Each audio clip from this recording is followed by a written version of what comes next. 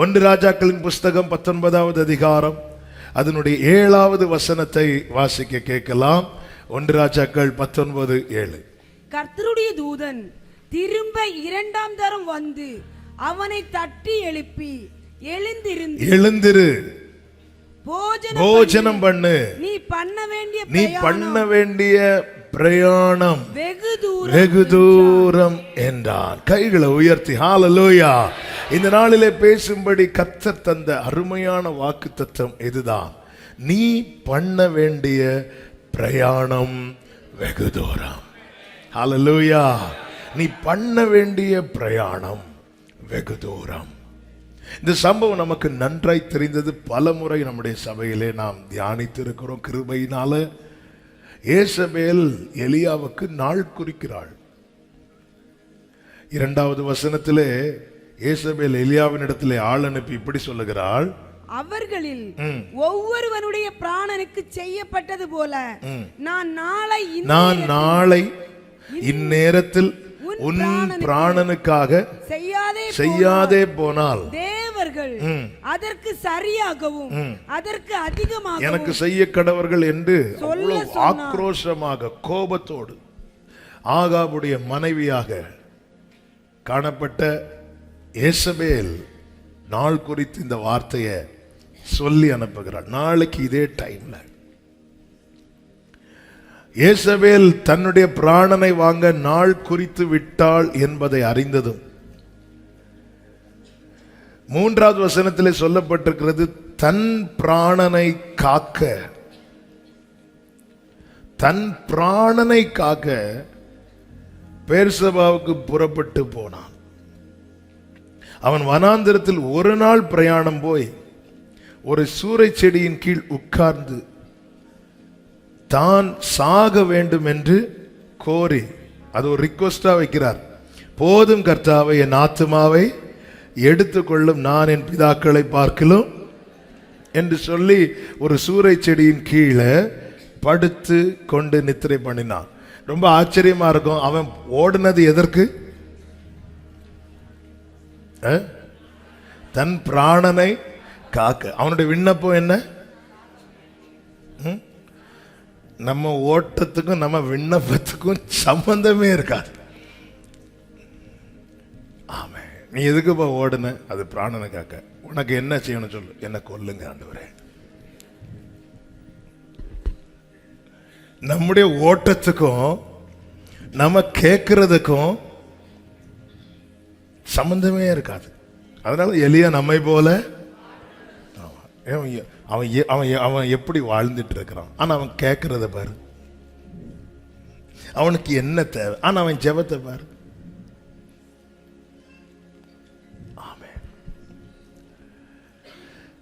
நல்ல கவனமா கேளுங்க. இப்படி ஒரு சூழலில் தான் கர்த்தருடைய தூதன் என்ன செய்கிறார்னா, வந்து தட்டி எழுப்பி, எழுந்திருந்து போஜனம் பண்ணு என்றான். அவன் விழித்து பார்க்கிற போது இதோ தழலில் சுடப்பட்ட அடையும் ஒரு பாத்திரத்தில் தண்ணீரும் அவன் தலைமாட்டில் இருந்தது. அப்பொழுது அவன் புசித்து குடித்து திரும்ப படுத்து கொண்டான். கர்த்தருடைய தூதன் திரும்ப 2ஆம் தரம் வந்து அவனை தட்டி எழுப்பி, எழுந்திருந்து போஜனம் பண்ணு, நீ பண்ண வேண்டிய பிரயாணம் வெகு தூரம் என்றான். அப்பொழுது அவன் எழுந்திருந்து புசித்து குடித்து திரும்பவும் படுத்து கொண்டான் என்று சொல்லவில்லை. அந்த போஜனத்தின் பலத்தினால் 40 நாள் இரவு பகல் ஓரேப் என்னும் தேவனுடைய பர்வதம் மட்டும் நடந்து போனான். ஒரு நாள் பிரயாணமாய் போய் என்று 4வது வசனத்திலே சொல்லப்பட்டிருக்கிறது. ஒரு நாள் பிரயாணமா போனவனே வாழ்க்கையை வெறுத்துட்டான். ஆனால் அவனுக்கான ரேமா பரத்திலிருந்து கிடைக்கப்பட்டதோ ஒரு நாள் நடக்க முடியாதவனுக்கு இப்பொழுது 40 நாள் முடியாது. என்னால ஒரு நாள் கூட நடக்க முடியும். இதுக்கு மேல என்னால ஒரு நாள் கூட வாழ முடியாது. இதுக்கு மேல என்னால ஒரு நாள் கூட முடியாது. அவ்வளவுதான். ஆனா போனது பிராணனை தப்பதான், பிராணனை தப்பு வைக்க. ஆனா அவனுடைய சூழ்நிலையை பார்த்தா ஒரு நாள் தான், ஒரு நாள் சமாளிக்க முடியும், ஒரு நாள் மேனேஜ் பண்ண முடியும், ஒரு நாள், அதுக்கு மேல முடியாது. அப்பதான் எதுக்கு இப்படி பிராணனை காக்கிறதுக்கு ஓடணும்? ஹல்லேலூயா. ஒரு மானை ஒரு புலி துரத்துதுன்னா அந்த புலி ஒரு நேரம் சாப்பாடுக்காக துரத்துது, அந்த மான் பிராணனுக்காக ஓடுது. மான் கிடைக்கலன்னு புலி செத்து போகாது, ஆனா மான் ஓடிதான் ஆகணும். ஓடலைன்னா சில நேரத்தில் ஆண்டவரே இப்படி ஜீவனை காக்கிறதுக்கு டயர்டாயிரும், சோர்ந்து போயிரும். ஒரு நாள் பிரயாணமா போறாங்க, அதுல வாழ்க்கையை வெறுத்துட்டு ஒருத்தனுக்கு. கண்மலை கர்மேல் பர்வதத்தின் உச்சியிலிருந்து கர்த்தர் சமூகத்திலிருந்து கேட்டு மழையை வரவழைத்தவன். ஆனா பிராணனுக்காக ஒரு நாள் பிரயாணம் பண்ண போது டோட்டலா எல்லாமே கொலாப்ஸ் ஆகி, ஆண்டவரே போதும் ஆண்டவரே, நான் ஒரே ஒரு ரிக்வெஸ்ட் வைக்கிறேன், ஒரு விண்ணப்பத்தை உங்ககிட்ட, ஒரு மனுவை உங்களுக்கு கொடுக்கிறேன். அதில் என்ன எழுதியிருக்குன்னா, என்னை எடுத்துக்கோங்கப்பா, போதும்பா. கர்த்தர் அவனை தட்டி எழுப்பி ஃபர்ஸ்ட் போஜனத்தை கொடுக்கிறாரு. அவன் சாப்பிட்டுட்டு திரும்பி படுத்துக்கொண்டான். ஆண்டவருக்கு தெரியும், சமயத்துக்கு கேட்ட வார்த்தையை கொடுத்தா ஒரு நாள் கூட நடக்க முடியாதவன் 40 நாள் நடக்க முடியும். ஒரு வார்த்தை, உம்முடைய ஒரு வார்த்தை என்னுடைய நீண்ட தூர பிரயாணத்துக்கு முன்னோக்கி செல்வதற்காக ஒரு வார்த்தை. ஹல்லேலூயா, ஹல்லேலூயா. ஒரு வாக்கு மதி, எனக்கு அது மதியே. ஒரு வாக்கு மதி, எனக்கு அது மதியே. ஒரு வாக்கு மதி, எனக்கு ஒரு வாக்கு மதி. ஹல்லேலூயா. நல்ல கவனமா கேளுங்க. காலத்தை தீர்மானிக்கிறது ஏசபேல் கிடையாது, நம்முடைய ஓட்டத்தை தீர்மானிக்கிறது கர்த்தர். ஆமென், ஆமென் சொல்லுங்க பார்க்கலாம். 104வது சங்கீதம் 6 முதல் 8 வரை உள்ள வசனங்கள், அதை வஸ்திரத்தினால் மூடுவது போல பர்வதங்களின் மேல் தண்ணீர்கள் நின்றது என்று சொல்லப்பட்டிருக்கிறது. இப்ப அவைகளுக்கென்று தேவன் ஒரு ஓட்டத்தை நியமிக்கிறார். அவைகள் உமது கண்டிதத்தால் விலகி ஓடி விரைந்து போயிற்று என்று சொல்லப்பட்டிருக்கிறது. அப்போ எங்கிருந்து துவங்க வேண்டும் என்பதை கர்த்தர் தீர்மானிக்கிறார். அடுத்ததாக 8வது வசனத்திலே சொல்லப்பட்டிருக்கிறது, அவைகள் மலைகளில் ஏறி பள்ளத்தாக்குகளில் இறங்கி என்று. எவ்வளவு தூரம் செல்ல வேண்டும், எந்த பாதையில் செல்ல வேண்டும் என்பதையும் கர்த்தர் தீர்மானிக்கிறார். எங்கிருந்து நம்முடைய வாழ்க்கை துவங்க வேண்டும் என்பதை கர்த்தர் தீர்மானிக்கிறார். எவ்வளவு தூரம் செல்ல வேண்டும், இந்த ஓட்டத்தின் பாதை சில நேரத்தில் மேடு இருக்கும், உயர்வு இருக்கும், தாழ்வு இருக்கும். அதை இன்னொரு பகுதியில் சொல்லணும்னா, இறங்குறது ரொம்ப ஈஸியா இருக்கும், ஏறுறது சில பாதையில நம்ம நடக்கிறது ரொம்ப கடினமா இருக்கும். இன்னும் அது சொல்லணும்னா, சில கஷ்டப்பட்டு சில நன்மையை பார்ப்போம், பொசுக்குன்னு அதுவும் ஏன்னா இறக்கம் இருக்குல்ல. இது உம்முடைய குமுறல், உம்முடைய கண்டிதம் அப்படி சொல்லும்போது அவருடைய வார்த்தை, அவருடைய வார்த்தையினாலே என் வாழ்க்கை துவங்குகிறது. அவருடைய வார்த்தையினாலே என் வாழ்வின் பாதை நியமிக்கப்படுகிறது. அது எப்படி இருக்கணும் டிசைட் பண்றது தண்ணீர் அல்ல. ஏன்னா அது தண்ணீர் ஒரு இடத்துல நிக்குது. நான் என் தாயின் கருவில் தோன்றும் முன்னமே கர்த்தரால் தெரிந்தெடுக்கப்பட்டவன், தாயின் கருவில் தோன்றினது முதல் கர்த்தரால் ஆதரிக்கப்பட்டவன். தாயின் வயிற்றிலிருந்து எடுத்தது அவர்தான், வளர்த்து ஆதரித்தவர் அவர்தான், கைப்பிடித்து நடக்க பழக்கினவர் அவர்தான். இந்த நிச்சயமுள்ள ஒவ்வொருவருக்கும் சொல்லுகிறேன், எவ்வளவு தூரம் நீங்கள் பயணிக்க வேண்டும், எந்தெந்த பாதையில் பயணிக்க வேண்டும் என்பதை தீர்மானித்தவர், உங்களை தெரிந்தெடுத்தவர். அவைகள் மலைகளில் ஏறி பள்ளத்தாக்குகளில் இறங்கி, நீர் அவைகளுக்கு ஏற்படுத்தின இடத்தில் சென்றது. எப்போ எங்க இருந்து துவங்கணும், எந்த பாதையில பயணிக்கணும், எவ்வளவு தூரம் டிராவல் பண்ணணும், எங்க நிக்கணும்,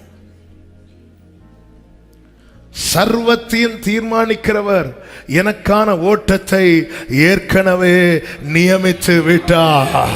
கைகளை உயர்த்தி ஆமென் சொல்லுங்க பார்க்கலாம். ஹல்லேலூயா. ஒரு வாக்கு மதி.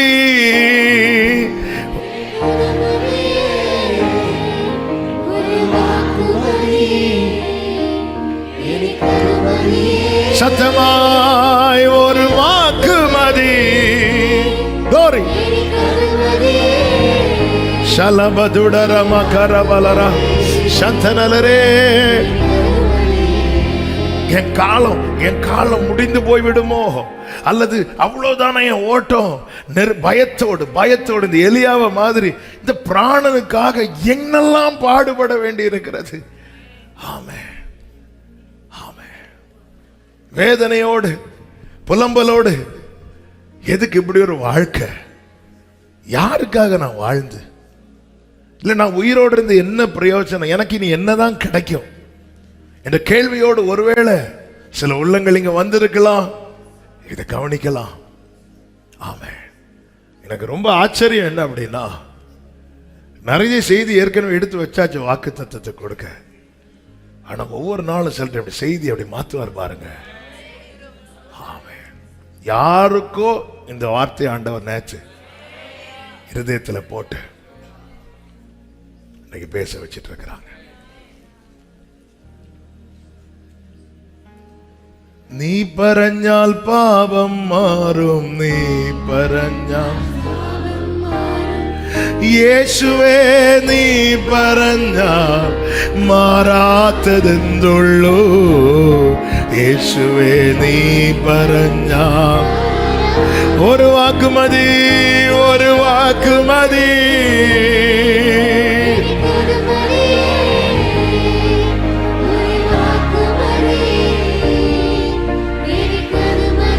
நல்ல கவனமா கேளுங்க. வார்த்தை இல்லைன்னா நம்ம கதை ஒரே நாள்ல முடிச்சிடும். வார்த்தை இருந்தா இரவென்ன பகலென்ன இந்த தண்ணீர் மலைகளில் ஏறி பள்ளத்தாக்குகளில் இறங்கி அதற்கு ஏற்படுத்தின இடத்திலே நல்ல கைகளை தட்டி நல்ல கவனிங்க. ஒரு வார்த்தையில 40 நாள் அப்படியே புதிய ஏற்பாட்டுக்கு வந்தீங்கன்னா இயேசு கிறிஸ்து 40 நாள் உபவாசிக்கிறார். அந்த உபவாசிக்கிறதுக்கு முன்னாடி ஒரு வார்த்தை அவருக்கு கொடுக்கப்பட்டது. என்ன வார்த்தை? இவர் என்னுடைய நேசகுமாரன், இவரில் நான் பிரியமா இருக்கிறேன். இப்போ சாத்தான் நீர் தேவனுடைய குமாரனால் இந்த கல்லுகளை அப்பங்களாக்க. மனுஷன் அப்பத்தினால் மாத்திரமல்ல, தேவனுடைய வாயிலிருந்து புறப்படுகிற ஒவ்வொரு வார்த்தையினாலும். வாழ்க்கையில அவ்வளவுதான் முடிஞ்சுன்னு வரும்போது தேவ பிள்ளையின் தேடல் எதுவா இருக்கணும் தெரியுமா? ஒரு வாக்கு மதி, எனக்கு அது மதியே, ஒரு வாக்கு மதி. ஒரு வார்த்தை இல்லாம புறப்பட்டு தன் பிராணனுக்காக புறப்பட்டவன், வார்த்தை இல்லாம தன் பிராணனுக்காக புறப்பட்டவனால ஒரு நாளை கடக்க முடியல. அவன் படுத்து கொண்டானா. வார்த்தையோடு புறப்பட்டவன் 40 நாள் இரவும் பகலும் டிராவல் பண்ணி கர்த்தருடைய பர்வதத்தில் வந்து நின்றான். அவர்கள் பலத்தின் மேல் பலனடைந்து சீயோனிலே தேவ சந்நிதியில வந்து. காலத்தை குறித்து மனிதர்கள் 1000 பேசலாம். சிலர் பாருங்க, நம்முடைய நெருக்கமான சூழ்நிலையை பார்த்து சொல்லுவாங்க, இவங்க இப்படியே போனா இவங்களே சூசைட் பண்ணிடுவாங்க. மனுஷன் பேசுவான், நிறைய பேசுவாங்க. வேதம் சொல்லுகிறது, காலத்தையும் சமயத்தையும் என் தேவன் மாற்றுகிறவர். ஏசாயா 26வது அதிகாரம் அதனுடைய 15வது வசனத்தில் இப்படி சொல்லப்பட்டிருக்கிறது, இந்த ஜாதியை பெருக பண்ணினீர். கர்த்தாவே, இந்த ஜாதியை பெருக பண்ணினீர், நீர் மகிமைப்பட்டீர். தேசத்தின் எல்லை எல்லாவற்றையும் நெடுந்தூரத்திலே தள்ளி வைத்து. என்ன இந்த வார்த்தை காண்பிக்கிறது? என் வாழ்க்கையில தேவன் சில பெருக்கத்தை தீர்மானிச்சிட்டார். ஆனா எல்லை என்பது ரொம்ப சின்னதா இருக்குது. அவர் என்ன செய்தார்? பெருக்கத்தை குறைக்காம எல்லைய விரிவாக்கிட்டார். என் தேவன் இதை என் வாழ்க்கையில செய்வார். நம்புறவங்க மாத்திரம் நல்ல கைகளை தட்டி ஜீசஸ். 75 வயது ஆபிரகாம் 86வது வயதா இருக்கும் போது அவன் சரீரம் கொஞ்சம் கொஞ்சமா டவுன் ஆக ஆரம்பிச்சுட்டு, கர்த்தர் என்ன செஞ்சிருக்கணும்? எல்லாம் சின்னதா இருக்கிறதுனால பெருக்கத்தை குறைச்சிருக்கணும். கர்த்தர் பெருக்கத்தை கூட்டுறார். நட்சத்திரத்தை பாருங்கிறார். 75 வயசுல ஆபிரகாமுக்கு வாக்குத்தத்தம். பைபிள் கணக்குப்படி முடியக்கூடிய டைம்ல. ஆனா ஆபிரகாம் 175 வருடங்கள் வாழ்ந்தான் என்று வேதம் சொல்லுகிறது. ஏன் எப்படி 100 வயசுலயே உங்க சரீரம் செத்து போச்சுலாங்க? இந்த ஜாதியை பெருக பண்ணினீர். ஆண்டவரே, எல்லாம் ஓட்ட முடிகிற டைம் ஆகும்போது இப்போ நீங்க உங்க என்னெல்லாம் செஞ்சுட்டு இருக்கிறீங்க? வெயிட் பண்ண அந்த எல்லைய. இந்த பகல் வேளையில உண்மையா மனசை தொட்டு சொல்லணும். எத்தனையோ இடத்துல அவர் அந்த எல்லையை தள்ளி வச்சதுனால தான் இன்னும் நான் ஓடிட்டு இருக்கிறேன்னு சொல்றவங்க மாத்திரம் உங்க கைகளை உயர்த்தி அப்படியே ஒரு நிமிஷம் கண்களை மூடி, ஆண்டவரே என்ன நீங்க மனசுல வச்சிருக்கிறீங்களா? ஆண்டவரே, நீர் மகிமைப்பட, நீர் மகிமைப்பட. அப்படிதான் இருக்காங்க. இந்த ஜாதியை பெருக பண்ணி நீர் மகிமைப்பட்டு, நீர் மகிமைப்பட என் வாழ்க்கையின் எல்லையை நீங்க தள்ளி வச்சிருக்கிறீங்களாப்பா. நீர் மகிமைப்பட, நீர் மகிமைப்பட, நீர் மகிமைப்பட, நீர் மகிமைப்பட, நீர் மகிமைப்பட. என் வாழ்வின் எல்லையை நீங்க தள்ளி வச்சிருக்கிறதற்காக நீர் மகிமைப்பட, நீர் மகிமைப்பட, நீர் மகிமைப்பட. நீர் இந்த வார்த்தையை சொல்லு, இந்த வார்த்தையை சொல்லுங்க. நீர் மகிமைப்பட, நீங்க மகிமைப்பட. എനിക്ക് പുകളാനാരും ഈ ഭൂമിയിലില്ല. യേശുവിനെ പോൽ ശ്രേഷ്ഠൻ വേറാരുമില്ല. എൻ നിരാശകൾ മാറും ഒരു, എൻ പിളവുകളും മാറും. ആമേ, നീ പറഞ്ഞാൽ പാപം മാറും. നീ പറഞ്ഞാൽ, നീ പറഞ്ഞാൽ ശകദലരടര. യേശുവേ, യേശുവേ മാറാത്തതെന്നുള്ളു. ഹല്ലേലൂയ. യേശുവേ. எல்லாரும் சொல்லுங்க, ஒரு வாக்கு மதி, ஒரு வாக்கு மதி.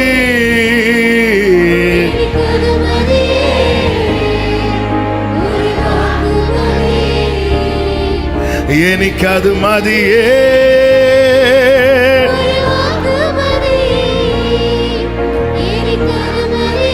ഹല്ലേലൂയ. ഒരു വാക്ക് മതി. ஏசாயா 51வது அதிகாரம் அதனுடைய 13-14 வசனங்கள்ல இப்படி சொல்லப்பட்டிருக்கிறது. இடுக்கண் செய்கிறவன் அழிக்க ஆயத்தமாய் இருக்கிற போது நீ அவனுடைய உக்கிரத்துக்கு நித்தம் இடைவிடாமல் பயப்படுகிறது என்ன?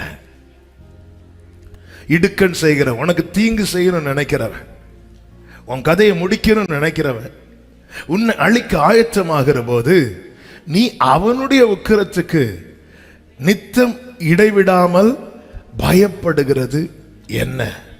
அடுத்த வார்த்தை, இடுக்கண் செய்கிறவனுடைய உக்கிரம் எங்கே?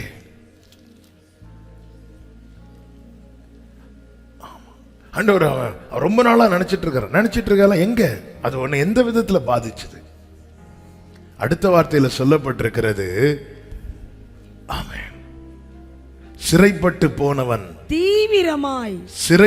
போனவன் தீவிரமாய் விடுதலையாவான். இனி கவனிங்க, அவன் கிடங்கிலே சாவதும் இல்லை, அவனுடைய அப்பம் குறைபடுவதும் இல்லை. ஹல்லேலூயா. அப்ப எங்க என் கதை முடியணும்னு தீர்மானிக்கிறது ஏசபேல் அல்ல. அவன் கிடங்கிலே சாவதில்லை, தீவிரமாய் விடுதலையாவான். மரணத்தின் திறவுகோல், பாதாளத்தின் திறவுகோலை உடையவர், சதா காலங்களிலும் உயிரோடு இருக்கிறவர். அவர் என் நல்ல மேய்ப்பர், நான் தாழ்ச்சி அடைய விடாதவர். மரண இருளின் பள்ளத்தாக்கில் நடந்தாலும் பொல்லாப்புக்கு பயப்படாதபடிக்கு என்னோடு இருக்கிறவர். என் ஜீவிதம் மாறும் ஒரு வாக்கு, என் நினைவுகளும் மாறும். ஆமே, നീ പറഞ്ഞാൽ ദീനം മാറും, നീ പറഞ്ഞാൽ മരണം മാറും, നീ പറഞ്ഞാൽ എല്ലാ വ്യാധികൾ വിലകും. ആമേൻ. മരണമേ മാറും, യേശുവേ നീ പറഞ്ഞാൽ മാറാത്തതെന്നുള്ളൂ. യേശുവേ. சிலர் சொல்லுவாங்க, குழியில தூக்கி போட்டது யோசேப்பை எதுக்குன்னு, அங்க சாகிறதுக்கு, பயமுறுத்துறதுக்கா இல்ல, சாகிறதுக்கு. அவன் கிடங்கிலே சாவதில்லை. தீர்மானிக்கிறது கர்த்தருங்க, தீர்மானிக்கிறது கர்த்தர். எனவேதான் தாவீது சொல்லுகிறார், என் காலங்கள் கர்த்தருடைய கையில. இந்த பகல் வேளையில உங்க வலது கரத்தை உயர்த்தி இந்த வார்த்தையை சத்தமா சொல்லுங்க. என் காலங்கள் கர்த்தருடைய கரத்தில் இருக்கிறது, என் காலங்கள் கர்த்தருடைய கரத்தில் இருக்கிறது, என் காலங்கள் கர்த்தருடைய கரத்தில் இருக்கிறது. ஏசாயா 7வது அதிகாரம் அதனுடைய 2-3 வசனங்களிலே நீங்கள் பார்த்தீர்களே ஆனால், சீரியர் எப்பிராயீமை சார்ந்திருக்கிறார்கள் என்று, சீரியர் எப்பிராயீமை சார்ந்திருக்கிறார்கள் என்று தாவீதின் குடும்பத்துக்கு அறிவிக்கப்பட்ட போது, ராஜாவின் இருதயமும் அவன் ஜனத்தின் இருதயமும் காட்டில் உள்ள மரங்கள் காற்றினால் அசைகிறது போல அசைந்தது. ஒரு செய்தி அப்படியே ஒரு துக்கத்தை கொடுக்குது, ஒரு பயத்தை கொடுக்குது. அந்த இருதயம் அப்படி ஷேக்காக ஆரம்பிக்குது. வெரி நெக்ஸ்ட் வேர்ஸ்ல இப்படி சொல்லப்பட்டிருக்கிறது, அப்பொழுது கர்த்தர் ஏசாயாவை நோக்கி. இன்னைக்கு காலையில் இந்த வார்த்தையை பார்க்கும்போது என் இருதயம் ஆடுதுனாலே அவர் பார்த்துட்டு சும்மா இருக்க மாட்டார். இவங்க இனி இப்போ வஸ்திரத்தை கிழிக்கல ஒன்றும் அப்படி அப்படி சில செய்தி கேட்கும்போது, சில நியூஸ் கேட்கும்போது அப்படி நெஞ்சில் அப்படி ஒரு ஷேக் ஆகும். ஆமே. ஆண்டவர் உடனே ஏசாயா, நீ போ, அவனை எதிர்கொண்டு போ, போய் அவனை பார்த்து சொல்லு. 6வது வசனம் 4வது வசனத்துல நீ சொல்லு, நீ அவனை நோக்கி சீரியர் எப்பிராயீமோடும் ரெமலியாவின் மகனோடு உனக்கு விரோதமாய் தூராலோசனை பண்ணி. பாருப்பா, உனக்கு அகென்ஸ்டா எழும்புற தூராலோசனை எனக்கு தெரியும். நாம் யூதாவுக்கு விரோதமாய் போய் அதை நெருக்கி அதை நமக்குள்ளே பங்கிட்டு கொண்டு அதற்கு தபேயாலின் குமாரனை ராஜாவாக ஏற்படுத்துவோம் என்று அவன் என்ன பிளான் பண்றான், என்ன பேசுறான் தெரியும். ஆனா நீ கேளு, நீ பயப்படாமல் அமர்ந்திருக்கப்பா. இது நிமித்தம் உன் இருதயம் துவள வேண்டாம். 7வது வசனம், கர்த்தராகிய ஆண்டவர் சொல்லுகிறார், அந்த ஆலோசனை நிலை நிற்பதில்லை, அதன்படி சம்பவிப்பது இல்லை. கைகளை உயர்த்தி சொல்லுங்க, ஏசபேலின் ஆலோசனை நிலை நிற்பதில்லை, அதன்படி சம்பவிப்பதில்லை. சத்ருவின் ஆலோசனை நிலை நிற்பதில்லை, அதன்படி சம்பவிப்பதில்லை. அப்ப எது நடக்கும்? ஏசாயா 14:24 சொல்லப்பட்டிருக்கிறது, நான் நினைத்திருக்கிறபடியே நடக்கும், நான் நிர்ணயித்தபடியே நிலை நிற்கும் என்று சேனைகளின் கர்த்தர் ஆணையிட்டு சொல்லுகிறார். நல்ல கைகளை தட்டி ஹல்லேலூயா. ஏசபேல் என்ன சொல்றா? நாளைக்கு இந்நேரம். கர்த்தாவே நீங்க என்ன சொல்றீங்க? நீ செல்ல வேண்டிய பிரயாணம். ஹல்லேலூயா. அதுக்கு ஓடுறதுக்கு தான் என்ன கொடுக்கிறார்னா வார்த்தை கொடுக்கிறார். கேட்கிறதுக்கு பலனை கொடுக்கிறார். போஜனத்தை கொடுத்து எழும்பி உட்கார வைக்கிறார். ஏன்னா ஒரு நாள் ஃபுல்லா டிராவல் பண்ணி டயர்டாகி படுத்திருக்கிறார். தட்டி எழுப்பி போஜனத்தை கொடுத்தாச்சு, அப்பவும் சாப்பிட்டுட்டு படுக்கிறார். ஏன்னா முன்னோக்கி போய் பிரயோஜனம் இல்லைன்னு தெரிஞ்சிட்டுல. நான் எதுக்காக ஓடுறேன்? என் பிராணனுக்காக தானே. இங்க எனக்கு சாப்பாடு கிடைக்கும், நான் அப்படியே உட்கார்ந்துடுறேன். ஒரு நாள் பிரயாணம் பண்ணி போனது பிராணனுக்காக. ஆனால் இப்பொழுது கர்த்தர் ஓட வைக்கிறது ஜீவனுக்காக மட்டுமல்ல, அவனை குறித்த தேவ திட்டங்கள் பெரிதா இருக்கிறது. இதுவரை வாழ்வாதாரத்துக்காக ஓடிக்கொண்டிருக்கிற சிலரோடு கர்த்தர் இதை தீர்க்க தரிசனமாய் பேசுகிறார். இனி உன்னை ஓட வைக்க போகிறது உன் வாழ்வாதாரத்துக்காக மட்டுமல்ல, தேவ திட்டம் பெரிதா இருக்கிறது. தேவ திட்டம் பெரிதா இருக்கிறது. ஷாலா காராபா துடாராபா ஷேராபா பலாரா தாமே வர்ஷிப் ஹிம். ஆராதிங்க, ஆராதிங்க. இந்த வார்த்தை சால்வையாய் சில மேல விழுகிறது. இந்த வார்த்தை சால்வையாய் சிலர் மேல விழுகிறது. இந்த வார்த்தை சால்வையாய் சிலர் மேல.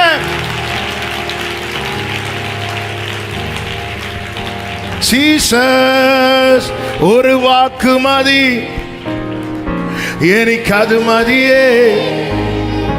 ஒரு வாக்கு மதி, எனக்கு அது மதியே. ஒரு வாக்கு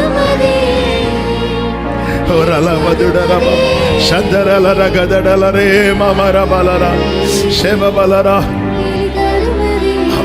எப்படியாவது எனக்கு அன்றாட காரியங்கள் நடக்கணும் என்பதற்காக, பிராணனுக்காக. பிராணனுக்கு அதுதான் வாழ்க்கையை ரொம்ப டயர்டாக்கிட்டே இருக்கும். டயர்டாக்கிட்டே இருக்கும்.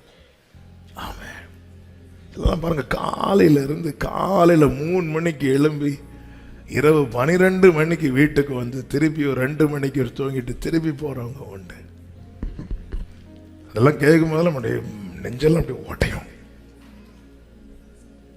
சரி, எவ்வளோ உங்களுக்கு இவ்வளோ கையில் வருமானம் கிடைக்கும்னு பார்த்தா ரொம்ப சொற்பம் தான். இன்னைக்குள்ள விலைவாசிகள்லாம் வந்து ஒன்றுமே பண்ண முடியாது. ஏன் இவ்வளோ கஷ்டப்படுறீங்க? பிள்ளைங்க இருக்காங்கல்ல. ஆமாம், பிராணனுக்காக ஒரு நாள் மட்டும் போய். ஆமாம், நீ செல்ல வேண்டிய பிரயாணம் வெகு தூரம். என் பிரயாணம் வெகு தூரம் என்பதின் அடையாளம் என்ன? அடையாளம் என்ன?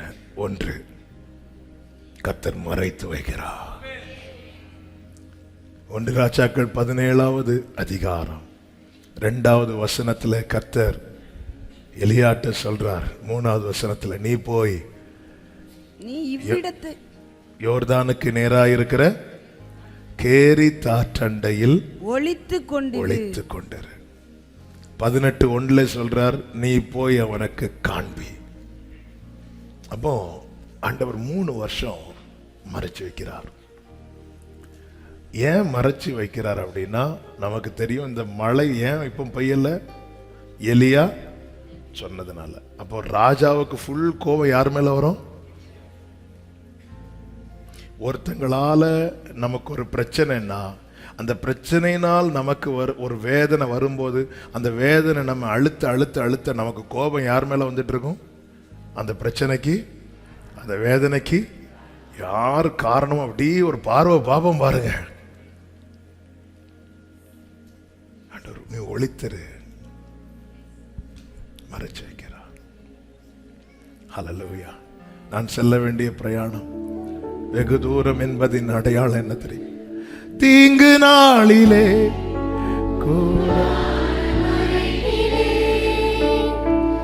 ஒளித்து வைத்தீரே. பிரியமானவர்களே, தாவீது அந்த ஸ்தானத்துல கொண்டு வந்து நிறுத்தினதே 30 வயசுல தான். ஆனா அவனுடைய 17வது வயசுல இருந்தே அவனை அழிக்கிறதுக்கு சாத்தான் பிளான் பண்ணிட்டான். சவுல் மூலமாட்டு, சவுல் அவனை கண்டா கொல்லுவேன் அப்படிதான் நிக்கிறான். ஆனா சவுலால தாவீதை கண்டுபிடிக்க முடியல ஒரு பக்கம். இன்னொரு பக்கம் சவுல் பக்கத்துல போய் இருக்க வேண்டிய ஒரு சூழ்நிலை வந்த போதும் 1 சாமுவேல் 26வது அதிகாரம் அதனுடைய 12வது வசனத்துல இப்படி சொல்லப்பட்டிருக்கிறது. தாவீது வாசிங்க. தாவீது சவுலின் தலைமாட்டில் இருந்த ஈட்டியையும் தண்ணீர் சொம்பையும் எடுத்துக்கொண்ட பின்பு புறப்பட்டு போனார்கள். அதை ஒருவரும் காணவில்லை. அதை ஒருவரும் காணவில்லை, அறியவும் இல்லை. நான் வாசிக்கிறேன். ஒருவரும் விழித்து கொள்ளவில்லை. ஏன்னா கர்த்தர் அவர்களுக்கு, அல்லேலூயா, நம்ம பக்கத்துல இருந்து யாராவது வந்தா கூட நம்ம அப்படி சவுல கண்ணை திறக்க விடாம பிடிச்சு, திறந்துடாத, என் பிள்ளை வாழணும்பா, என் பிள்ளை வாழணும், சின்ன பையன் 30 வயசு கூட ஆகல, நீ என்னடானா அவனை கொல்லணும் அழிக்கணும்னு சொல்லி சுத்தி சுத்தி வகை தேடிட்டு இருக்கிற. ஒருவரும் காணல, தெரியல, ஒருவரும் ஒருத்தரை கூட விழிக்க விடல. நல்ல தாவீது ஒரு நினைச்சிருப்பார். தாவீது அப்படி நினைக்க மாட்டார். ஏன்னா அவருக்கு தெரியும் கர்த்தர் காக்கிறார், கர்த்தர் காவாராகில்னு போட்டிருக்கிறார். கூட இருக்கிறவங்க சொல்லிப்பாங்க, நல்ல வேளை யாரும் எழும்பலன்னு தாவீது சொல்லிப்பார். அவர் எழுப்பல. சில நேரத்தில் உனக்காக சத்துருவுக்கு தாலாட்டு பாடுவார். ஏன்னா கர்த்தர் அவர்களுக்கு, ஏன்னா அவர் மனசுல என்ன தெரியுமா, உனக்கு ஒரு ஓட்டம் அவர் நியமித்து வைத்திருக்கிறார். ஹல்லேலூயா. உங்க வாழ்க்கையை திரும்பி பாருங்க, என்னங்க இருக்கு, என்ன இருக்கு. அப்ப ஏங்க நம்மளை இப்படி மறைச்சு வச்சு காக்கணும்? வேடனுடைய கண்ணிக்கும் பாழாக்கும் கொள்ளை நோய் வந்தது, மறைத்து வைத்தார். எவ்வளவு ஆக்சிடென்ட் பக்கத்துல மறைத்து வைத்தார். எத்தனை முறை சத்துரு பக்கத்தில் 1000, வலதுபுறத்தில் 10,000. ஏன் நம்மளை அணுகல? மறைத்து வைத்தார், மறைத்து வைத்தார். அவருடைய மறைவில், ஹல்லேலூயா, அவருடைய மறைவில் உன்னதமானவர் உயர் மறைவிலேறும். ஆமென். சர்வ வல்லவரின்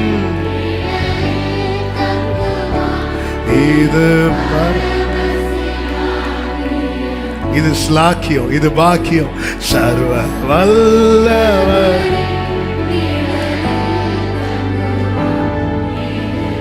ஏய், உனக்கு சொந்தமா ஒரு வீடு இருக்கா? எனக்கு அவருடைய மறைவு இருக்கிறது. அவருடைய மறைவு, அவருடைய மறைவு. அன்பின் கயிற்றா என்னை இழுத்து அணைக்கும் கரத்தா என்னை எதற்குமே உதவா. வர்ஷிப் பண்ணுங்க. என்னவர் மறைத்து வைத்திருப்பது நோக்கத்தை. நீ செல்ல வேண்டிய பிரயாணம் வெகு தூரம் சகோதரா. நீ எல்லாம் சத்துரு கையில மாட்டினா விடலையே விடலையே விடலையே விடலையே. அவர் மனசுல ஓட்டம் ஏற்கனவே தீர்மானிக்கப்பட்டது. ஓ, கண்மலையின் மறைவுக்குள்ள ஷலபதரோ ரிகலபதரா ரிகமலரே கரத்தின் நிழலினாலே. நன்றியோடு நன்றியோடு நன்றியோடு நன்றியோடு ஷலபதோடலோ. உங்க மறைவில் என்ன வச்சிருக்கிறீங்க? உங்க மறைவில் என்ன வச்சிருக்கிறீங்க? ஆமென். ஓ, முடியாது என்றே வார்த்தையை தந்தி உம்மீது நம்பிக்கை வைத்தே. நடக்காது என்றே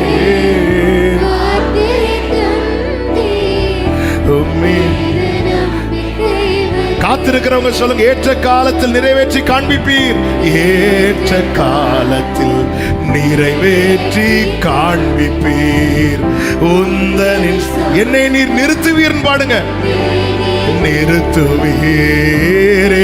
மறைச்சு வச்சிருக்கிறீங்க. நீங்க மறைக்கப்பட்டிருக்கிறீர்கள். தீங்கு நாளில் அவர் கூடாரத்தில் மறைச்சு கன்மலை மேல உயர்த்துவார். எதற்குமே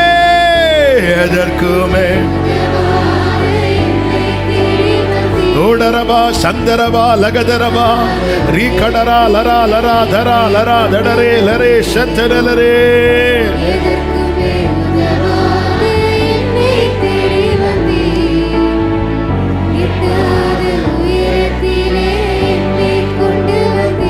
ஆமென். கன்மலையின் கரத்தின் நிழலினாலே மூடினே. ஆமென். 140வது சங்கீதம் 7வது வசனத்திலே தாவீது தன் அனுபவத்திலிருந்து இப்படி சொல்லுகிறார், யுத்த நாளிலே என் தலையை மூடினே. யுத்த நாளிலே சொல்லுவாங்கல்ல, இந்த ஆளுக்கு தலையை கொண்டு வந்தா இவ்வளவு லட்சம் பரிசு. யுத்த நாளிலே என் தலையை மூடினீர். அதனுடைய 2-3 வசனங்களிலே தாவீது இப்படி சொல்லுகிறார், அவர்கள் தங்கள் இருதயத்தில் பொல்லாப்புகளை சிந்தித்து யுத்தம் செய்ய நாள்தோறும் கூட்டம் கூட்டுறான். யுத்த நாள் என்னைக்குன்னா டெய்லி, அந்த நாள் வரைக்கும் டெய்லி. அடுத்து பாருங்க, சர்ப்பத்தை போல தங்கள் நாவை கூர்மையாக்குகிறார்கள். அவர்கள் உதடுகளின் கீழ் விரியன் பாம்பின் விஷம் இருக்கிறது. எவ்வளவு பிரச்சனை. சிலர் பேசிய சாகடிப்பாங்க, அவ்வளவு வார்த்தை. அந்த அனுபவத்தை சொல்றாரு. அந்த அவங்க பேசுறாங்க பாருங்க, அந்த உதட்டுக்கு கீழே விரியன் பாம்புக்கு. விரியன் பாம்பு கடிச்சுன்னா என்ன ஆகணும்னு நமக்கு தெரியும். பவுல விரியன் பாம்பு கடித்த போது எல்லாரும் என்ன பார்த்துட்டு இருக்கிறாங்க, இப்போ வீங்கி செத்துருவான், இப்போ செத்துருவான். சில பேச்சுக்கள் என்னெல்லாம் சின்ன 30 வயசுக்குள்ள தாவீது. ஆனா அந்த விஷம் ஏன் உள்ள ஏறல இல்லைன்னா, அதான் சொல்ல, அநேகர் சொல்லும் அவதூறை. என்னெல்லாமோ பேசினாங்க, எப்படியெல்லாம் சபிக்க முடியுமோ சபிச்சாங்க. நீ எல்லாம் எப்படி வாழ, ஒருவேளை சோத்துக்கு நீ என்ன செய்ய போற, இப்படியெல்லாம் கேட்டவங்க இருப்பாங்க. யுத்த நாளில் என் தலையை மூடினே. 5வது வசனத்திலே தாவீது சொல்லுகிறார், அகங்காரிகள் எனக்கு கண்ணியையும் கயிறுகளையும் மறைவாய் வைக்கிறார்கள். வழியோரத்திலே வலையை விரித்து எனக்கு சுருக்குகளை வைக்கிறார்கள். வழியோரம்னா எனக்கான பாதையில் என்ன போக விடாதபடிக்கு கண்ணிகள், கயிறுகள், சுருக்குகள். யுத்த நாளிலே என் தலையை மூடினே. எத்தனை சோதனைகள், வேதனையின்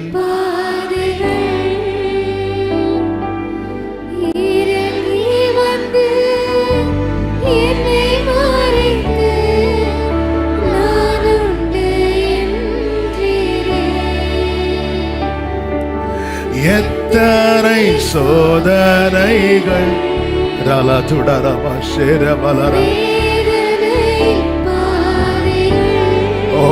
இறங்கி வந்து என்ன மறைச்சிட்டீங்கப்பா. லவ் யூப்பா, நான் உண்டு என்றீரே. உன் தகப்பனார் ருசித்தவர்கள் மாத்திரம் கைகளை உயர்த்தி சத்தமாய், 1000 நாவிருந்தாலோ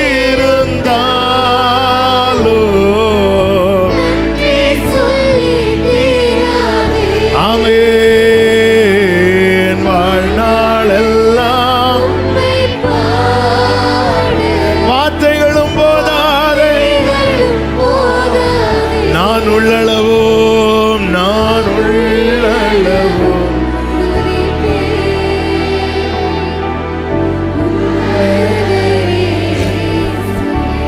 ஆமென். நான்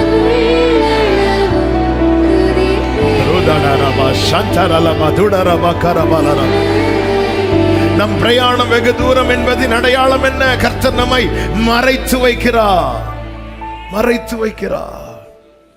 நேரம் போகிறதுனால கொஞ்சம் வேகமா சொல்லி முடிக்கிறேன். நம்முடைய பிரயாணம் வெகு தூரம் என்பதின் அடையாளம் என்ன? சத்துருவை சேர விடவில்லை.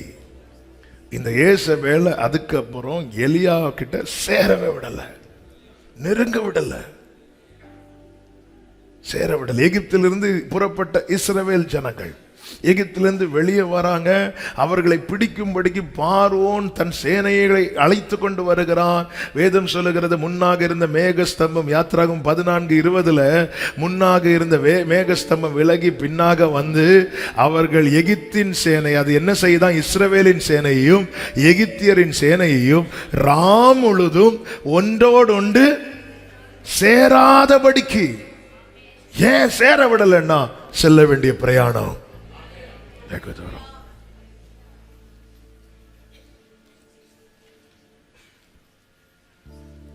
உன்னை தொடுவோ என் கண்மணியை தொடுவதா. இதெல்லாம் எதுக்கு சொல்றேன்னா, பாயிண்ட்டுக்கு இல்ல, நம்ம லைஃபை திரும்பி பார்க்கணும். வந்தது பிரச்சனை, வந்துச்சு, பிரச்சனை இல்லைன்னு இல்ல. சத்ருவின் ஆரவாரத்தை கேட்டேன், ஆனா நான் இன்னைக்கு நிக்க காரணம் என்ன சேர விடல, என்ன சேர விடல. என் தேவன் பாதுகாத்தார். இல்லைன்னா எப்படிங்க? ஹல்லேலூயா, ஆமென். கர்த்தருக்கு மாத்திரம் மகிமை உண்டாவதா. சேர விடல. முன்னாக ஒரு பெரிய பாதையை கர்த்தர் பிளான் பண்ணி உள்ள சீக்கிரட்டா வச்சிருக்கிறாரு. இவன் பின்னாடி வந்து எடுத்துட்டு போலான்னு பார்க்கிறான். சேர விடல, சேர விடல. எப்படிங்க? ஐயோ, இந்த எனக்கு வந்து சில சொல்லுவாங்க, சில இந்த ஐயோ என் மூச்சே நிக்கிறது மாதிரி பலவீனம் வந்துச்சு. அதுக்கப்புறம் ஆண்டவர் காத்தாங்க. வாழ்க்கையை திரும்பி பாருங்க. இன்னும் அவனை பிடித்தேன், அவனை மேற்கொண்டேன் அப்படின்னு சத்துரு சொல்ற அளவுக்கு சேர விடல. இது எதை காட்டுது? உனக்கு முன்னாடி ஒரு பாதை இருக்கு, பாதை இருக்கு. பாதை மறைக்கப்பட்டிருக்கிறது உண்மைதான். ஆமென். ஆனா அந்த காட்டுல பாதை விலகல, அதை மூடி இருந்த ஜலம் தான் விலகினது. ஆண்டவர் சில காரியங்களை செய்யும் போது எது எது தடையா இருக்குதோ அதுதான் அகற்றப்படும். நம்ம பாதை டேமேஜ் ஆகாது, அது ஸ்ட்ரைட்டா தான் இருக்கும், அது நேர்வழியா தான் இருக்கும். உங்களை அதிசயமாய் நடத்தி வந்த ஏன் ஆண்டவரை சேர விடலைன்னா, உனக்கு முன்னாடி ஒரு ட்ராக் இருக்குப்பா, உனக்கு முன்னாடி ஒரு பாதை இருக்கு, நீ பண்ண வேண்டிய பிரயாணம். அந்த பாதையை பார்க்காததுனாலதான் இஸ்ரவேலர்கள் சொன்னாங்க, எகிப்துல கல்லறை இல்லை என்றா இங்க கொண்டு வந்தீங்க. பாதையை பார்த்ததும் கல்லறை பத்தி பேசுறவங்க குடுகுடு குடுகுடுன்னு ஓடுறான். பாதை பார்க்காததுதான் பிரச்சனை. பாதை இருக்கு. மோசேட்ட ஆண்டவர் சொன்ன, என்னடா நீ சும்மா அழுதுட்டு இருக்க, கிளம்பு கிளம்பு அப்படின்ட்டார். புறப்பட்டு போ அப்படிங்கிறார். Go ahead, முன்னாடி போ. முன்னாடி போங்கிறீங்க, பாதை இருக்கு. பாதை இல்லைன்னா சொல்ல மாட்டார். பாதை இல்லைன்னா மோசைக்கு ஓட்ட முடியும் போது வாண்டார், போன்னு சொல்லல, வாண்டார். அவருக்கு தெரியும் இன்னும் சத்ருவை சேர விடாம கிருபையை பாதுகாத்து வருகிறார்னா, என் முன்னாடி சமுத்திரம் அதை மறைத்திருந்தாலும் கர்த்தர் எனக்கு ஒரு பாதையை வைத்திருக்கிறார். ஆமென் சொல்லுங்க பார்க்கலாம். காலடி தெரியாமல் போனாலும் வலது கரத்தை உயர்த்தி, கர்த்தர் என் முன்னே உண்டு.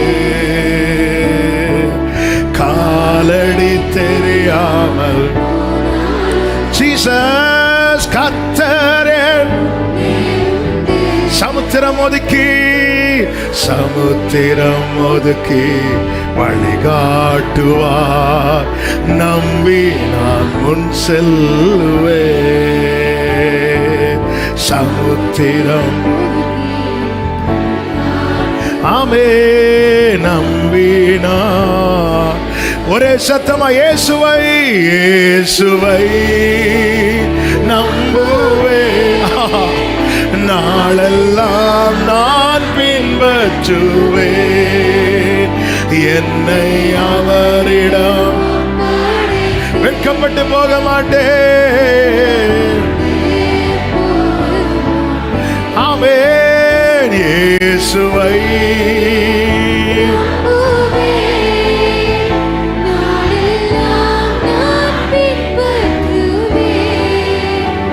என்னை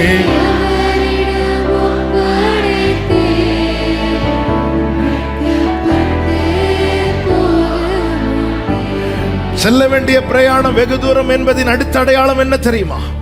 அவர் பலப்படுத்துவார், பலப்படுத்துவார். 1 ராஜாக்கள் 19வது அதிகாரம் அதனுடைய 8வது வசனத்தை வாசிக்க கேட்கலாம். அப்பொழுது அவன் எழுந்திருந்து புசித்து குடித்து அந்த போஜனத்தின் பலத்தினால்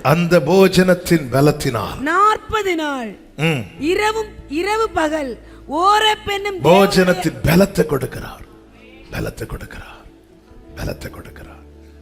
தளர்ந்த நேரம், திடனற்ற நேரத்தில் எல்லாம் வார்த்தையாகிய மன்னாவை தந்து கர்த்தர் பலப்படுத்துறாருன்னா புரிஞ்சுக்கோங்க, பண்ண வேண்டிய பிரயாணம். கைகளை தட்டி ஆண்டவருக்கு மகிமை. ஹalleluya. வார்த்தையை தந்து பலப்படுத்துறாருனாலே பண்ண வேண்டிய பிரயாணம். ஹalleluya, ஹalleluya, ஹalleluya. இயேசுவை, அதாவது இதெல்லாம் எதுக்கு சொல்றேன்னா நம்ம லைஃபை வச்சு பாருங்க, லைஃப் வச்சு பாருங்க. நமக்கு அந்த பாதையை சிவந்த சமுத்திரம் மூடி இருக்கிறதுனால நம்ம இஸ்ரவேல் ஜனங்களை மாதிரி அதுல இருந்து அப்படியே தூக்கி இங்க கொண்டு வந்து இங்கயா நமக்கு பாதை தெரியாததுனால. ஆனா இன்னைக்கு கத்த தருகிற வார்த்தை அதுதான். நீ வார்த்தையை கேளு, வார்த்தையை கேளு. பண்ண வேண்டிய பிரயாணம் வெகு தூரம். எத்தனை முறை தளர்ந்து சிலர் வருவாங்க, திடீர்னு வந்துட்டு வெளியே நிற்கும், சிலர் நிற்கும் முடிச்சுட்டு உங்ககிட்ட கொஞ்சம் நான் பேசணுமா, சரி நீங்க வாங்க. ஆராதனை முடிச்சுட்டு ஏதோ பேசணும்னு சொன்னீங்க, இல்லை நான் ஆண்டவர் பேசிட்டாங்க நான் போறேன். அதான் ஆராதனை முடிச்சுட்டு பேசுங்கன்னு சொல்றது. நாம் பேசி எஃபெக்ட் இருக்காது. இங்க இருந்து ஒரு வார்த்தை வந்தா 100% தெரியும், அது ஏதோ ஒண்ணு கண்டிப்பா ஆண்டவர் சமூகத்துல இருந்து ஆண்டவர் பலப்படுத்துறாருனாலே எதுக்குங்க பலப்படுத்து, எதுக்குங்க பலப்படுத்து? இல்லைன்னா ஏசாயாவை மாதிரி ஆள் அனுப்பி சொல்லுவார், உன் வீட்டு காரியத்தை ஒழுங்குபடுது. அவன் பலனால்ட்ட இது கொண்டு அவர், அதாவது நம்ம கூட பேசுறாருன்னா நம்ம இருதயத்துக்கு தெரியும், அது தட்டும், கொழுந்து விட்டு எரியும். அதான் எனக்கான ரேமா. செய்தி கேட்க நல்லா இருக்கும், எல்லாம் நல்லா இருக்கும். ஆனா என் கூட பேசுறாருன்னா நல்லா தெரியும். என் சிந்தை அதுவரை வேற எங்கேயா போயிட்டு இருக்கோம். இந்த வார்த்தை வரும்போது அப்படியே சிந்தைகள் பிடிச்சு நிற்கும். உன்கிட்டதான், உனக்கு தான். ஏன்னா இருதயத்தை திறக்கிறது கர்த்தர். அந்த வார்த்தை ஆழமா விழுந்துற இருதயத்துல நினைச்சாலும் மறக்க முடியாது. லீதியாளுடைய இருதயத்தை யார் திறந்தார்? கர்த்தர் திறந்தார். இது எனக்கான வார்த்தை தான். அந்த வார்த்தை அப்படி இருக பிடிக்கிறாங்க தெரியுமா? அவங்கள இந்த வார்த்தை வெட்கப்பட்டு போக விடாது. இந்த வார்த்தையை நம்புறவங்க வாழ்ந்திருப்பாங்க. உடன்படிக்கை பெட்டிக்குள்ள வைக்கப்பட்ட மன்னா எப்படி கெடாமல் இருந்ததோ அப்படியே வார்த்தை உடையவர்கள் வாழ்க்கை ஆசீர்வாதமா இருக்கும். ஆமென் சொல்லுங்க பார்க்கலாம். பலப்படுத்துகிறார். இன்னொரு காரியத்தை கூட சொல்லிட்டு நான் ஜெபிக்க விரும்ப, ஏற்கனவே அதை டச் பண்ண, எதற்காக பிரயாணத்தை தொடர பண்ணுகிறார் அது தெரியணும்ல. எதுக்காக? முந்தைய அப்பா ஒரு அடக்காராதனை நடத்திவிட்டு ஒரு ஸ்தோத்திர கூட்டம் வச்சிருக்கிறாங்க. அதில் அப்பா நானும் கூட போகிறேன். அப்போ அப்பா சும்மா அங்கே நிறைய பேர் இருக்கிறாங்க, தேவனை அறியாதவங்க எல்லாம் இருக்கிறதுனால அப்பா அப்படி காஸ்பல் டச் பண்ணுறதுக்காக சும்மா அப்படி கேட்டான், மனுஷன் ஏன் மறிக்கிறான் அப்படி சொல்லிட்டு ஒரு கேள்வி வைக்கிறாங்க. சரி, அந்த மனுஷன் ஏன் மறிக்கிறான், சரி விட்டுருங்க. அந்த கேள்வி வச்ச உடனே ஒரு சகோதரி பூமியின் பாரம் குறைய.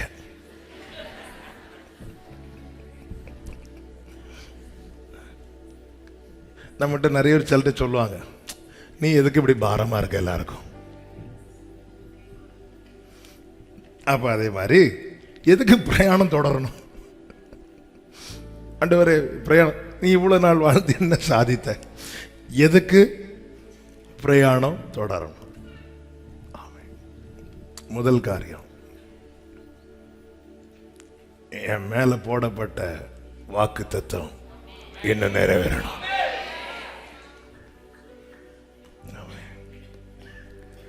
பொய் சொல்லவோ மனமாறவோ நீர் மனிதர் அல்லவே. குழியில யோசேப்பை தூக்கி போட்டாங்க, அங்க இருந்து அவன் பிரயாணம் துவங்கினது. பிரயாணம் முடியல, பிரயாணம் தொடர்ந்தது. உண்மையில யோசேப்பு ஓடி வரான், அண்ணன்களை பார்க்க போறான், அப்பா கொடுத்த பெஸ்ட் ட்ரெஸ்ஸை போட்டுட்டு வரான். அவனுங்களுக்குள்ள இருக்கிறது உனக்கு தெரியாது, நீ அதை போடாம வந்திருந்தா கூட கொஞ்சமாவது இறங்கி இருப்பாங்க. கரெக்டா அதை தான் போட்டுட்டு வரான். எல்லாரும் தூக்கி குழியில போட்டாங்க, பிரயாணத்தை முடிக்க நினைக்கிறாங்க. பிரயாணம் தொடர்ந்தது. ஏன்? வேதம் சொல்லுகிறது, கர்த்தர் சொன்ன வார்த்தை நிறைவேறும்.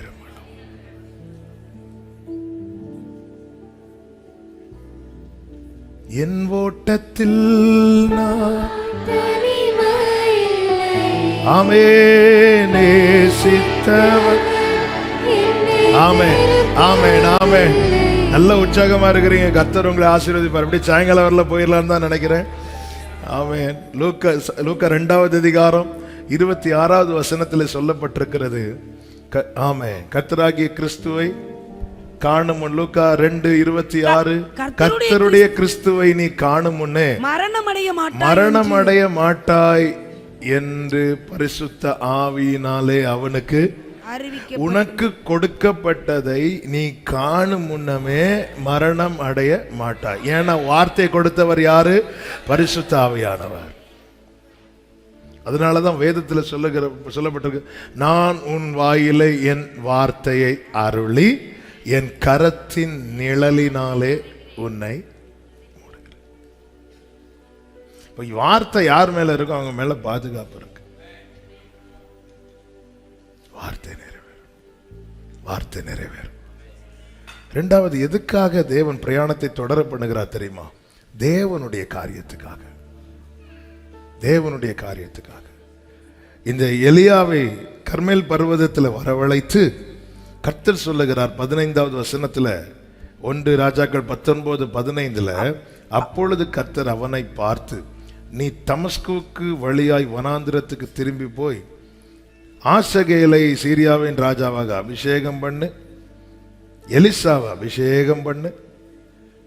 இப்படி எல்லாம் ஆண்டவர் தம்முடைய காரியத்துக்காக எலியாவை வைக்கிறார். தம்முடைய காரியத்துக்காக கர்த்தர் நமக்கு ஒரு ஓட்டத்தை துவங்க வைக்கிறார்னா, அவருடைய மோசேக்கு 80 வயசுல ஓட்ட முடிகிற காரிய இடத்துல கர்த்தர் ஒரு பிரயாணத்தை இன்னொரு 40 வருஷம் கூட்டி கொடுக்கிறார். எதுக்கு தெரியுமா? அவருடைய காரியத்துக்காக. அவருடைய காரியத்துக்காக. அது போகாம கொஞ்சம் அப்படி இருக்கும்போது ஆண்டவர் கோவம் மோசையே வழியில கொல்ல பார்த்தாருன்னு இருக்கும். உனக்கு நான் உயிரோட வாழ வச்சது என் காரியத்துக்காக. வீட்டில் போய் மனைவிட்ட டிஸ்கஸ் பண்ணியிருப்பாங்க. ஏற்கனவே குழந்தை பிறக்கும் போதே டிஸ்கஷன் போயிருக்கும். இஸ்ரவேல் பிரமாணத்தின்படி என்ன செய்யணும்? விருத்த சேதனம் பண்ணணும். அதெல்லாம் பண்ண முடியாப்பா அப்படி சொல்லிட்டு கொஞ்ச நேரம் திருப்பியும் போய் சொல்லியிருப்பாரு. திருப்பியும் ஏதாவது சத்தம் போட்டிருக்கோம். ஆண்டவர் வழியில கொல்ல பார்த்தார். மனைவிகளே, உங்கள் புருஷர்களுக்கு நீங்களே உத்தரவாதிகள். கர்த்தர் உங்களை ஆசீர்வதிப்பாராக. கர்த்தருக்கு மகிமை உண்டாக்கட்டும். இப்போதான் எல்லாரும் முகத்தில் கொஞ்சம் அப்படி சிரிப்பு வருது. இதுவரை இப்படி இருந்தாங்க, இப்போ அப்படியே சிரிச்சிட்டு பிரசங்கம் நடக்கட்டும், இன்னும் சாயங்காலம் வர போட்டோம். உடனே நீங்க கவலைப்படாதீங்க, அவங்களை எப்படி திருத்தணுமோ கர்த்தர் திருத்துவார். பார்க்க அதுக்கு நாங்களா கிடைச்சோம். கர்த்தர் மோசையை கொல்ல அவருடைய காரியம். அவருடைய காரியம் சமுத்திரத்தில் மூழ்காமல் பேதுருவை கை தூக்கி எடுத்தது. 4 அடுக்கு பாதுகாப்புக்குள்ளே இருந்த பேதுருவை வெளியே கொண்டு வந்தது அவருடைய காரியத்துக்கு. நீர் மகிமைப்பட்டீர், நீர் மகிமைப்பட்டீர். பத்ம தீவுல செத்தவன போல விழுந்து கிடந்த யோவான் மேல கையை வச்சு பயப்படாதே என்று சொல்லி அவனை தட்டி எழுப்பி, நீ கண்டவைகளையும் கேட்டவைகளையும் எழுது. செத்தவனை போல அந்த மூச்சு மட்டும்தான் இருக்கு, வேற ஒண்ணும் இல்லை. அப்படிப்பட்டவனை எழும்பி எழுதுன்னு சொல்ல காரணம் என்ன? அவருடைய காரியத்துக்கு. நீ பண்ண வேண்டிய பிரயாணம் வெகு தூரம் எதுக்கு? அவருடைய காரியத்துக்கு. யார் போவாய் நமது காரியமா என்று கேட்டவருடைய காரியத்துக்காக.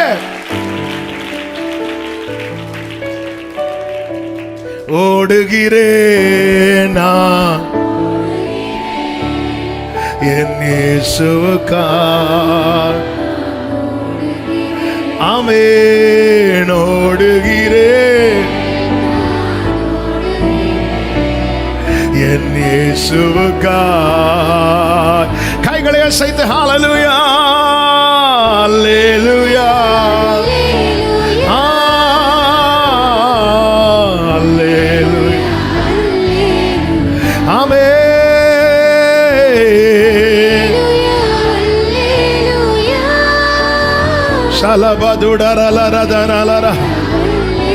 எதற்காக எதற்காக எதற்காக எதற்காக எதற்காக எதற்காக பண்ண வேண்டிய பிரயாணம் வெகு தூரம். நான் உன் வாயில் அருளிய என் வார்த்தை உன்னோடு முடிஞ்சிடக்கூடாது. உன் வாயிலிருந்து, உன் சந்ததியின் வாயிலிருந்து. என்ன அர்த்தம்? உன் ஓட்டம் முடிகிற இடத்துல உன் சந்ததி தொடங்கணும். அது வரைக்கும் நீ ஓடணும். உன் ஓட்டம் முடிகிற இடத்துல எலியாவே நீ போதுன்னு சொல்லிட்ட. இந்த சூறை செடிக்கு கீழே, இந்த சூறை செடிக்கு கீழே நான் உன்னை எடுத்துட்டா உன் சால்வை இதோட மக்கி போகும். நீ ஓடு, ஒரு நாள் வரும் நீ எடுத்துக்கொள்ளும் போது அந்த சால்வை எடுக்கிறதற்கு ஒரு எலிசா அங்க இருக்கணும். அது வரைக்கும் நீ ஓடணும், நீ ஓடணும். நீ செல்ல வேண்டிய பிரயாணம், நீ பண்ண வேண்டிய பிரயாணம். ஆபிரகாம் மரித்ததும் பெலிஸ்தியர்கள் துறவ மூடினார்களா? 100 வயதுல சரீரம் செத்த நிலையில் இருக்கிற ஆபிரகாமுக்கு ஒரு பிரயாணத்தை துவங்க வைக்கிறார். ஈசாக்க கொடுக்கிறார். ஏன்? நாளைக்கு ஆபிரகாமே உன் ஓட்டம் முடிந்து இந்த பெலிஸ்தியர் இந்த மண்ணை போடும்போது அதை தோன்றதுக்கு ஈசாக்கு வந்து நிக்கணும். நீ பண்ண வேண்டிய பிரயாணம். ஹல்லேலூயா, ஹல்லேலூயா, ஹல்லேலூயா, ஹல்லேலூயா. நீங்க தேவ சமூகத்தில் நிக்கிறீங்கல்ல, அந்த இடத்துல உங்க தலைமுறை வந்து நிக்கணும். அது வரைக்கும் நீங்க இல்லைன்னா யோசுவாவின் ஆரம்பமே யுத்தங்க. முச்செடி எழுந்திருக்கும் போது மோசைக்கு வயசு 80. அங்க போயிருந்தா அமலேக்கன் ஈஸியா சாப்பிட்டுட்டு போயிட்டே இருப்பான். உங்களால யுத்தம் பண்ண முடியாம இருக்கலாம், ஆனா உங்க கை உயர்த்தினா உங்க தலைமுறை ஜெயிக்கும். உங்க தலைமுறை ஜெயிக்கும். மோசே கையை உயர்த்தின தலைமுறை ஜெயிக்கும். யோசுவா வந்து நிக்கிறது வரைக்கும் மோசே நீ ஓட வேண்டியது அவசியம், நீ வாழ வேண்டியது அவசியம். ஹல்லேலூயா, ஹல்லேலூயா. நீ பண்ண வேண்டிய பிரயாணம் வெகு தூரம். ஆண்டவரே, உங்க வாழ்க்கையை பாருங்க, மறைச்சு வைக்கிறாரா? தீங்கு சேர விடாம காக்கிறாரா? பலப்படுத்துறாரா? பவுல் சொல்றார், இந்த தேகத்தை விட்டு பிரிந்து அவரோடு இருக்கணும்னு ஆசையா இருக்கு, ஆனாலும் நான் இந்த தேகத்தில் குடியிருப்பது உங்களுக்கு அவசியம். ஜீவன் அவர் கையில இருக்கு. உங்களை வாழ வைக்கிறாருன்னா இன்னொருத்தங்களுக்கு அவசியம் நீங்க வாழ்றது. இன்னொருத்தங்களுக்கு அவசியம் நீங்க வாழ்றது. இன்னொருத்தங்களுக்கு அவசியம் நீங்க வாழ்றது. அதனால எதுக்கு இந்த வாழ்க்கை? ஏன் இந்த வாழ்க்கை? ஆமா, இப்படிப்பட்ட வாழ்வை வெறுத்து தற்கொலை எண்ணத்தோடு யாராவது இருக்கிறீங்க, நான் இயேசுவின் நாமத்தில் உங்களுக்கு சொல்றேன், நீங்க வாழ்வது பிறருக்கு அவசியம். உங்களை வாழ வைக்கிறது கர்த்தர். அவன் கிடங்கிலே சாவதும் இல்லை, அவன் அப்பம் அவனுக்கு குறைவதும் இல்லை. ஜெபிக்கலாமா எல்லாரும்? ஆமென். ஒரு 5 நிமிடங்கள் உங்களுக்கு எப்படி வசதி அப்படி இருந்துக்கோங்க. இந்த வார்த்தையை நீங்க உங்க முன்னாடி வச்சு முடிஞ்ச அந்த பைபிள்ல 1 ராஜாக்கள் 19 நெஞ்சோடு சேர்த்து வச்சு பிராணனுக்காய் ஓடிக்கொண்டிருந்தவனை தேவராஜ்யத்துக்காய் ஓட வைத்தவரே, பிராணனுக்காக ஒரு நாள் கூட ஓட முடியாதவனை தேவராஜ்யத்துக்காய் 40 நாட்கள் ஓட வைத்தார். இரவு பகல். நீங்க இப்ப கொஞ்ச நேரம் பேசுங்க. இந்த வார்த்தை எப்படியெல்லாம் உங்களுக்குள்ள ஊழியம் செஞ்சதுன்னு எனக்கு தெரியல. ஆனா நிச்சயமாய் ஆவியானவர் பலமாய் கிரியை செய்ததை என் ஆவியில் நான் அதிகமாய் உணர்ந்தேன். ஆமென். ஆண்டவர்ட்ட நீங்க பேசுங்க.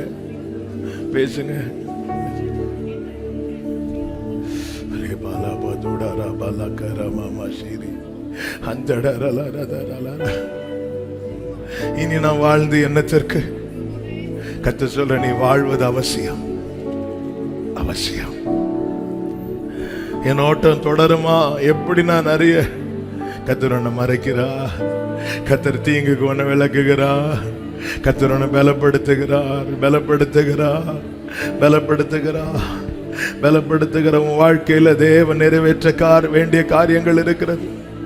நீ தேவ திட்டத்துக்கு தேவையானவன், தேவ திட்டத்துக்கு தேவையானவள், நீ தேவ காரியத்துக்கு தேவையானவன், தேவ காரியத்துக்கு தேவையானவள். ஆண்டவரே, நான் வாழ்வதனால யாருக்கு என்ன பிரயோஜனம்? ஆமே, நீ அணிந்த சால்வை உன் தலைமுறையை நிக்க வைக்கும். நீ யோர்தான கடந்தப்பா, உன் தலைமுறையும் அதே தேவன் நாமத்தில் அந்த யோர்தான கடக்கும்.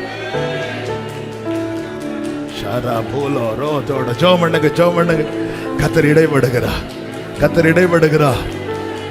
இடைபடுகிறார்.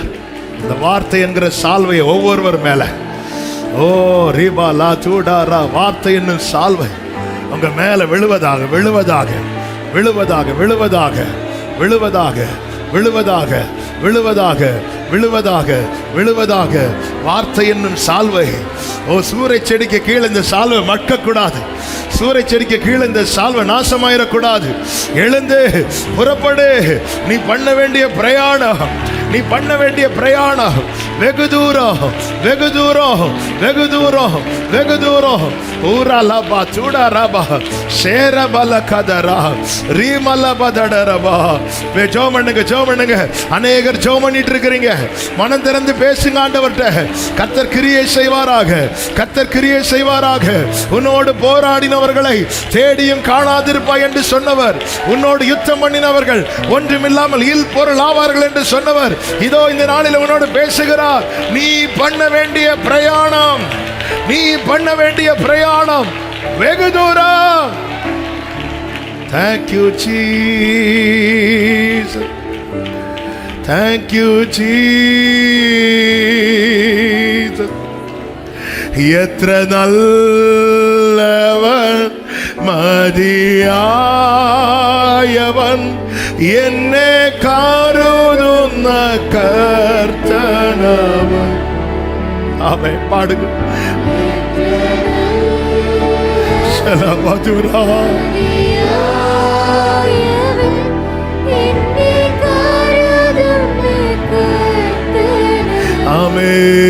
ആമേൻ. എന്റെ ആവശ്യങ്ങൾ എല്ലാം അറിഞ്ഞിടുന്ന ഏറ്റവും അടുത്ത സഹായകന്താ. എന്റെ ആവശ്യങ്ങൾ ഹല്ലേലൂയ.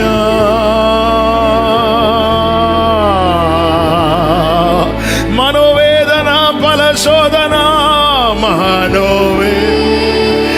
പല ശോധന. ആമേൻ. മാമ ജീവിത പാതയതിൽ മാനോ ഉടരബല മധുരമ ശിഖരബല ഹന്തര ലഗദര ഹന്തര ലനദര ഓരലരെദനരേ മാറാതേറിടുമ്പോൾ മാറിൽ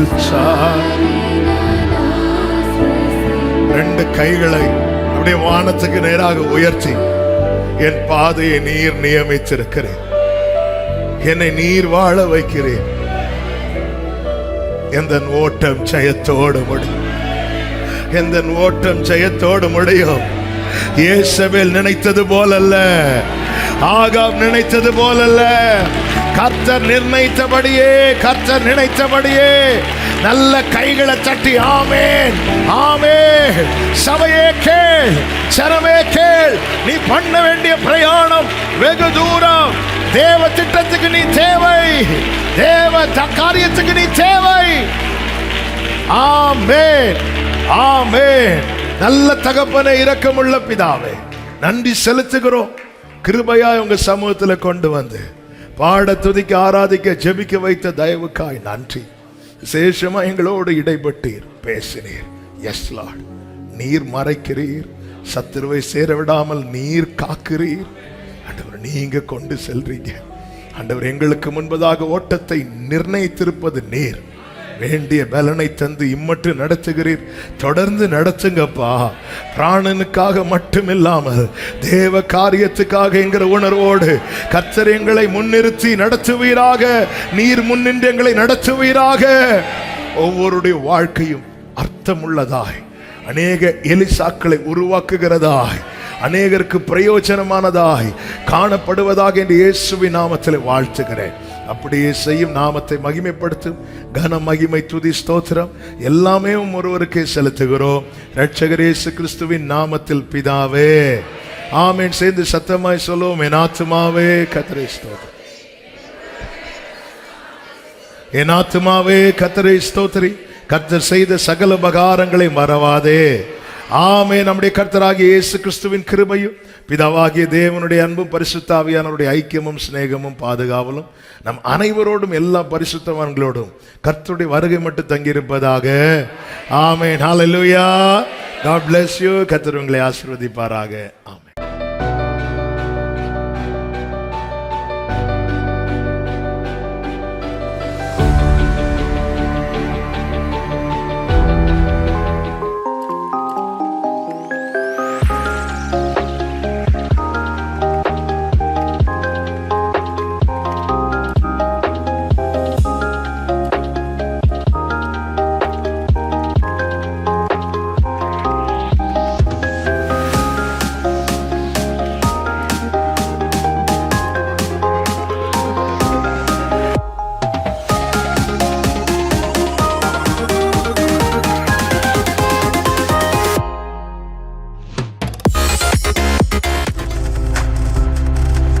நீங்கள் பார்த்து கொண்டிருப்பது உங்கள் ஜாய் டிவி. உங்கள் துக்கம் சந்தோஷமாய் மாறும்.